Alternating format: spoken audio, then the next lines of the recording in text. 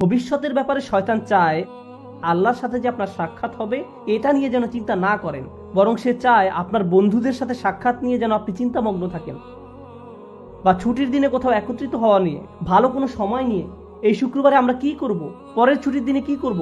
ভবিষ্যতের ব্যাপারে সে চায় নিকট ভবিষ্যৎ নিয়ে যেন চিন্তা করেন, আর দীর্ঘমেয়াদী ভবিষ্যতের কথা যেন ভুলে যান।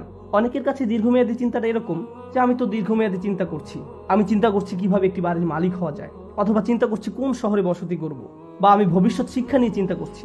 কিন্তু আল্লাহ আসলে চান আপনি যেন আরো দীর্ঘমেয়াদী চিন্তা করেন। যখন আপনি তার সামনে গিয়ে দণ্ডায়মান হব, তখন কি জবাব দেব, এভাবে যখন চিন্তা করবেন, তখন আল্লাহর সাথে সাক্ষাৎ নিয়ে আপনার একটা পরিকল্পনা থাকবে।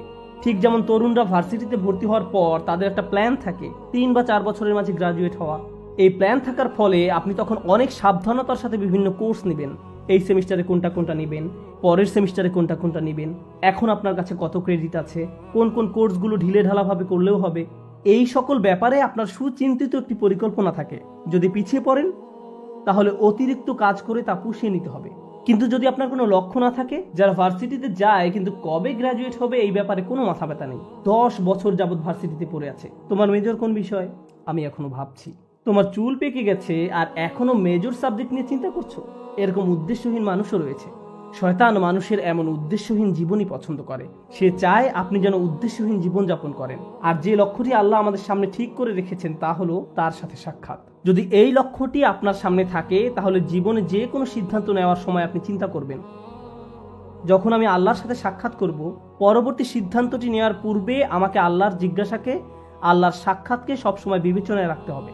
কিন্তু শয়তান যদি এই লক্ষ্যটি দূর করে দিতে পারে, তাহলে আমার মাথায় এই চিন্তাটি আসেও না, আমরা তখন যা ইচ্ছা তাই করি। আল্লাহর চিন্তা আমাদের মাথা থেকে দূর হয়ে গেছে, কারণ শয়তান আপনার সামনে একটি আবরণ তৈরি করে দিয়েছে।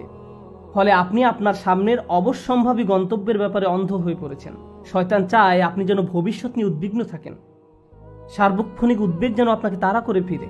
আমার ছেলে কি করবে, সে কি অবাধ্য হয়ে পড়বে, আমার মেয়ে কি করবে, আমার স্বামী কি করবে, আমার স্ত্রী কি করবে। আপনি এভাবে অন্যদের নিয়ে সবসময় উদ্বিগ্ন থাকেন, তারা কি করবে, যেন তাদের দায়িত্ব আপনার উপর বা আপনি তাদের নিয়ন্ত্রণ করেন। আমরা নিজেদেরকে ভালোভাবে নিয়ন্ত্রণ করতে পারি না, অথচ মনে করি যেন আশপাশের সবকিছু আমরা নিয়ন্ত্রণ করতে পারবো, তাদের ভবিষ্যৎ কি হবে তাও নিয়ন্ত্রণ করতে পারবো। আপনি এমন অনেক মায়ের সন্ধান পাবেন দুশ্চিন্তা একেবারে মরে যাচ্ছেন যে আমার মেয়ের কেন বাচ্চা হচ্ছে না, তার কখন বাচ্চা হবে, সে তাকে ফোন করে এভাবে, আল্লাহ চায় তোমার জন্য একটি বাচ্চা হয়। আল্লাহ তার জন্য সন্তান চায় না, আপনি চাচ্ছেন। আমি জানি না আপনি আল্লাহর কাছ থেকে কোনো ইমেল পেয়েছেন কিনা যে তাকে এভাবে বলছেন। এভাবে চরম আকাঙ্ক্ষিত পার্থিব জিনিসটি আপনার অন্তরে সবসময় জায়গা দখল করে রাখে। ফলে ভবিষ্যতের চিন্তা বলতে শুধু এটাই বুঝেন, আমার অমুক জিনিসটি নেই, আমার তো এটা নেই, আমার এটার জন্য অপেক্ষা করছি, আমি জানি না কেন এটা পাচ্ছি না। জিনিসটি পাওয়ার জন্য এভাবে আপনি সম্পূর্ণ আচ্ছন্ন হয়ে পড়েন, পুরোপুরি ব্যাকুল হয়ে পড়েন। শয়তান চায় এভাবে সম্পূর্ণভাবে যেন আপনি আচ্ছন্ন হয়ে পড়েন। কারণ যদি এমনটা করেন, প্রথমত আল্লাহ আপনাকে যা দিয়েছেন তাতে সুখী থাকবেন না, দ্বিতীয়ত সহজেই ভুলে যাবেন যে যিনি সবকিছু নিয়ন্ত্রক তিনি হলেন আল্লাহ। আমি আসলে আমার সন্তানদের নিয়ন্ত্রণ করি না।